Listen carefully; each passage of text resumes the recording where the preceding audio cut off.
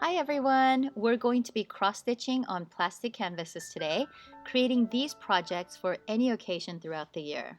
Before I show you how to make these, let's go over the materials. You're going to need these plastic canvases, 3 or 4 different colors of yarn, tapestry needles, wallet-sized photos, magnets, and a finger knit handle that I'm going to show you how to make later. Each person will need 2 panels of plastic canvas that are 18 units by 39. The back will be plain and the front will look like this with an opening for the picture in the middle. Out of a big sheet that's about 12 by 18 inches, I can cut out about 12 of these smaller panels. You can use one of your panels as a template, trace it with a Sharpie, and cut the rest of them out by using an X-Acto knife, a razor blade, or scissors. Now that all the panels are cut, let's get started. I'm going to first show you how to thread the yarn. Surprisingly, this is what my kids had the hardest time doing. You can pinch the end of the yarn, squeeze it through the eye of the needle, and pull all parts of the yarn through. Sometimes when you try to pull part of the yarn through the needle, this will happen. And it still comes through. However, if you're not lucky, and if you don't pull all of the strands out through the eye of the needle, this will happen. No, and you don't want this to happen. So let me show you a little trick that my students found very helpful. Get a little piece of Scotch tape.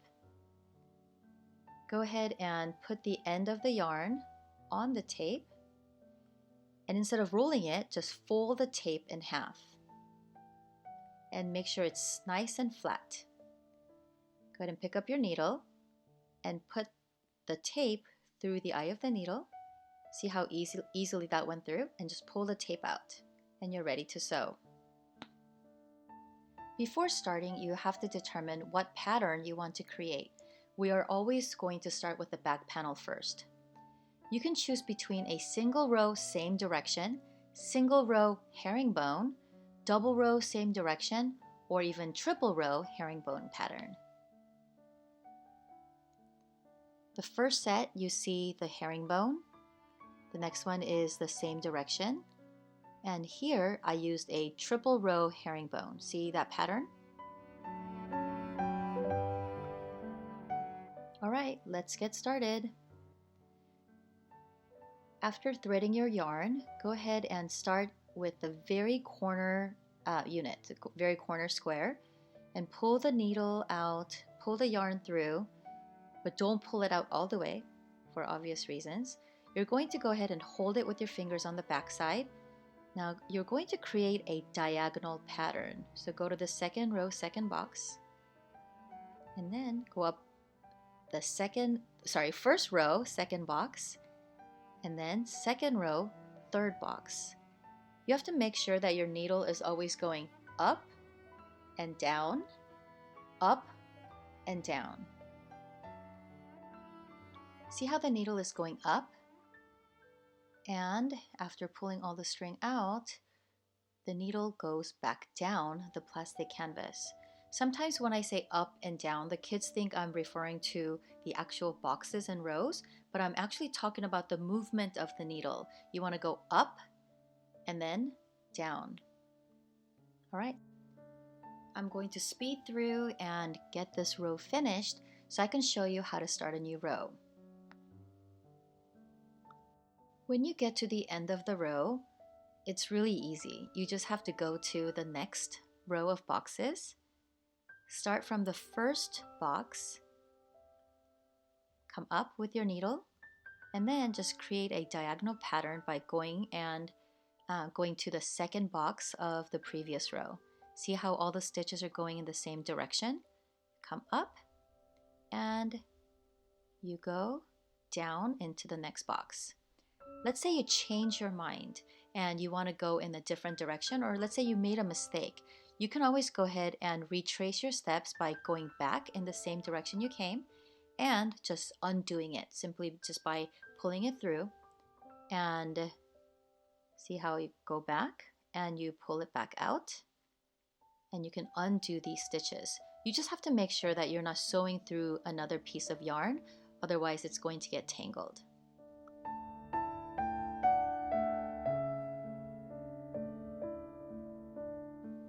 Now that we pulled all of our stitches out, let's go ahead and start creating the herringbone pattern.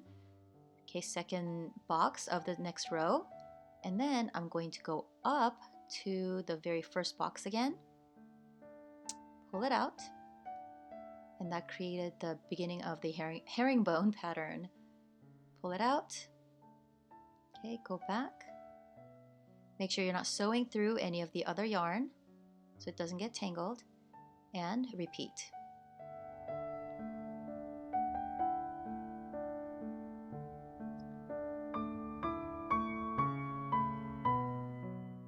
If you run out of yarn or want to change colors or finish the row, go ahead and flip it over to the back side, which we are going to refer to as the ugly side.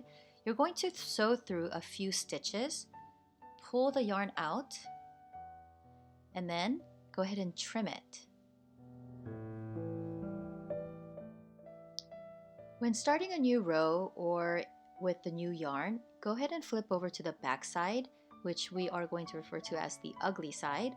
You can go ahead and stitch through some of the existing stitches to hold the yarn in place without making a knot. So go ahead and pull that through, but not all the way, just like that.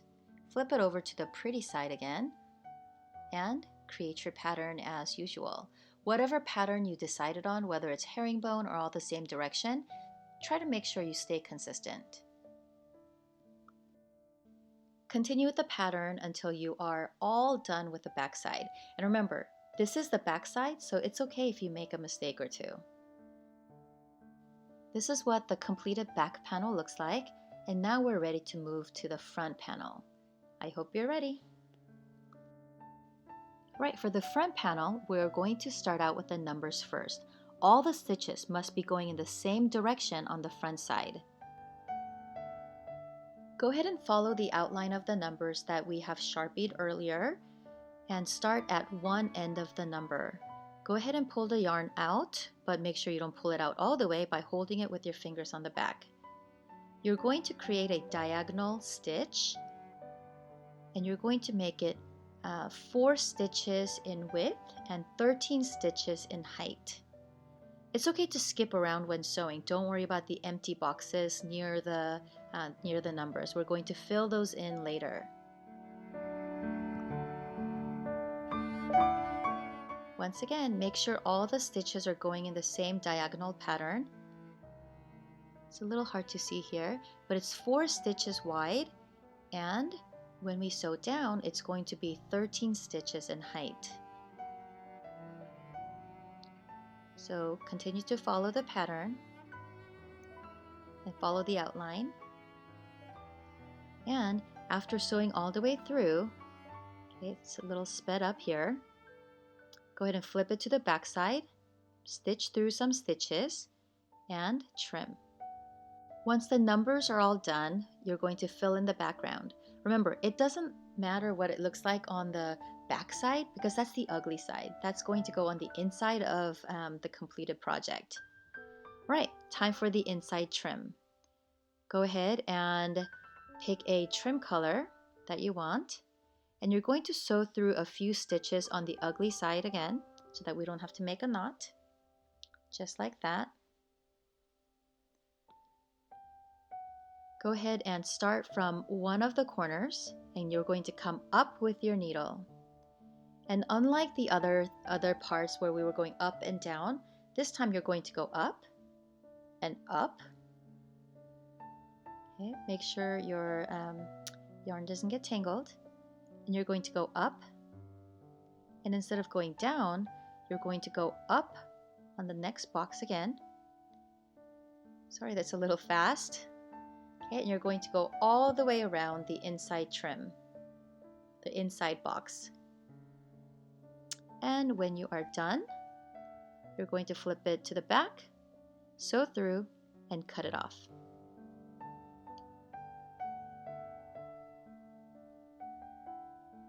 And the front side is almost done. We are ready to insert the picture.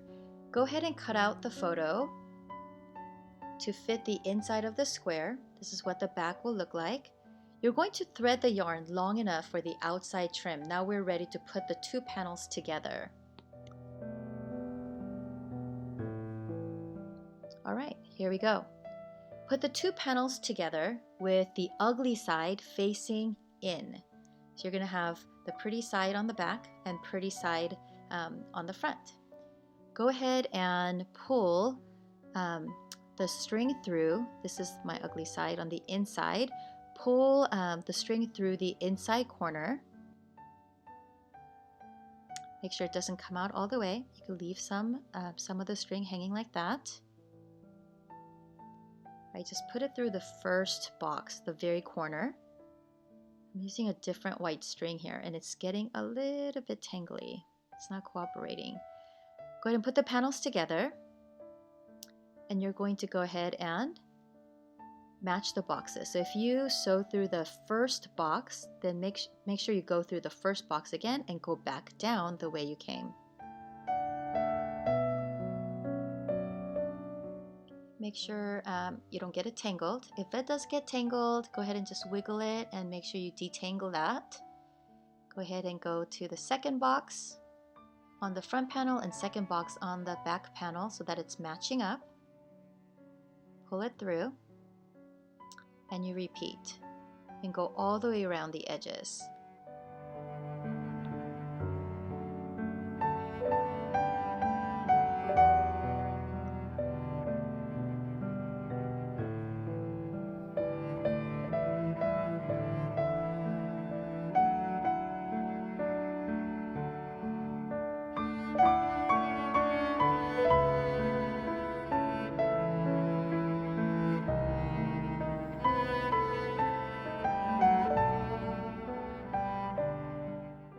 We are almost done going around all of the sides of the panel. And when you get to the very end, go ahead and do this. Just sew through one more square and another stitch. Pull it out. You can go ahead and double knot it if you want to. I'm going to go ahead and just trim it, because I'm going to add a little dab of hot glue there so that it doesn't come unraveled. All right, that portion is done. Now I'm going to show you how to finger crochet these little handles. You're going to go ahead and make a slip knot. This is how I do it. Make a little loop, put it through, pull it out. Pretty simple so far, right? All you need to do is go ahead and hold on to that end. You're going to grab and pull. Make sure you're pulling onto the long end and not the short one that we just cut. Pull, and grab and pull, and you just keep going. I like to make it about 25 stitches long. That should be adequate for the handle.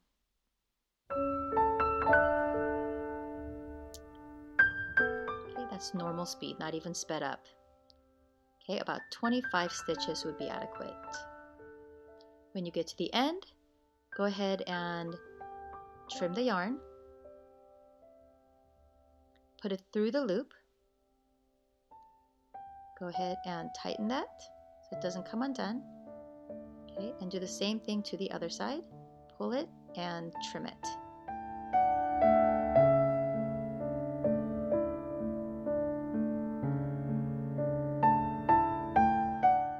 To put this handle on the back side. We're going to be adding the magnet somewhere to the top, center of the top, and we're going to be hot glue gunning the handle right there. Okay, once again, these are optional. You're going to add a drop of hot glue to the magnet and go ahead and press it down. It could be a 1/2 inch magnet or 3/4 inch magnet, depending on whatever you have. Okay, go ahead and add the hot glue there, press it down, and then do the same to the other side Add just a little bit of hot glue and go ahead and press it down, let it cool, and pull off any string, any hot glue string, and the project is done. There you go. That wasn't so bad, right? All right, that's it. We're done. I hope you had fun. Thank you for joining me on this tutorial.